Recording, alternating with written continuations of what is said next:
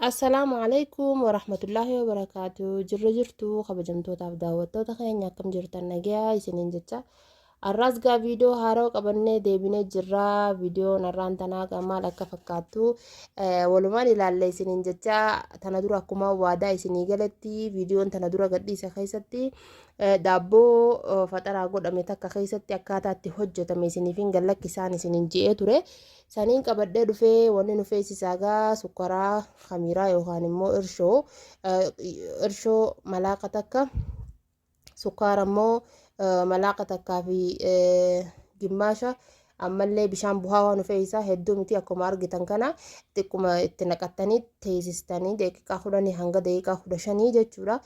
Kun immoo dirqama daqiiqaa 15 yookaan daqiiqaa 10 tahuu qabu bikka isin jirtan irratti murtaawaa. Biyya qabbanaa yoo jiraattan turuu danda'a dafee isiniin bahu yookaan biyya oowwaa yoo jiraattan immoo daddafee daqiiqaa 10 tahuu dhabuu danda'a. Saniifuu akkanatti gizee inni kuffu isinii jee daqiiqaa keessanitti naqattanii akkasitti waliin jiistanii jechuudha. Amma eega kana goone booda daqiiqaatti naqanna.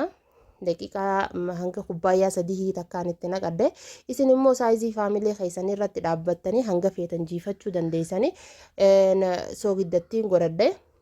Eegas booda immoo beeking paawudariin itti godhadha.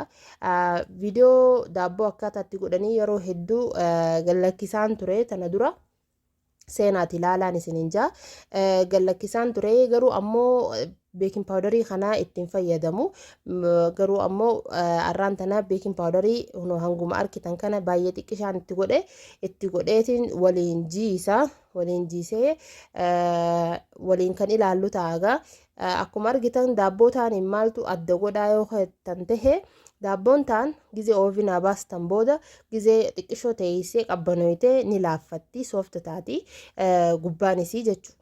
Gubbaan isii soofta taha. Kan ammoo beeking paawudar itti gootan kun immoo akka alaamaa akka daabboo haaruun daabboo jaanii kashkash ta'etu gubbaan isii akkasii isinii taha kashkash jetti garuu maqaa isaan laaftuudha. Akkasiin isiniin jaa beeking paawudar hanga malaaqa gimmaashan geenyeen itti godhe akkuma arkitan sani akkanattiin jiisuun immoo dirqama waan daabboo keessan isinii bareechaati. Likkitti yoo jiistan daabboon teessan akkasumatti isinii bareeda. Akkasumallee daqiiqaan isin fayyadamtan yookaan harceen isin fayyadamtan yoo bareedaa haa ta'u ta'e daabboon teessan ni bareeddi jedhee yaada. Akkasiin isiniin jaa jiisaa osuma jiisitaniitu qooshaan isiilleen harkattillee isinitti tolaa dhufti. Akkasiin isiniin jaagaa ammas hanga saayizii hangaan jiise kana lama taatuttiin teessisa. Daqiiqaa hangana daqiiqaa 30 daqiiqaa 60 akkana sa'aata akka sa'a lama isiniin jechuudha saayizii gootan san lama ol yookaan lama gizee taatee ol kaate daabboo teessan akka feetanii mummurattanii bilcheeffachuu dandeessan oofina keessaniitiin isiniin jaa akkasii kunoo akkanatti mummuradhee jijjiradhee jira. Eegas booda gaa wanni nan godhu oofina keessa kaa'ee bilcheessuudhaan isiniin jaa gamanumaan gaa warroonni subscribe hin godhin subscribe godhuu hin dagatina. Warroonni immoo subscribe gootanii jirtan baay'ee galatoomaa. Hundi keessanuu laayikii sheerii godhuu hin dagatina. Komentii nu jajjabeessitullee jala nu barreessuu hin dagatinaan isiniin jaa daabboon teenya gaa akkuma argaa jirtan akkana bareeddee jirti. Gubbaa eega baatee booda zayita gubbaarra xiqqishoo dibee akka cululooyxee ijaafillee namatti tolti akkuma isin argitan kana. Akkana ture faxarra keenya viidiyoo isaa guutuu isaa vloogii olmaa keenyaa keessatti gadhiifamee jira. Seenaati ilaalaan isiniin jaa arraan tanagaa dhaamsa tokkoon qabaa obboleeyyan keenya ka Filisxiin akka du'aa'iin bira dhaabbannuun isiniin jaa kun dhaamsa kooti.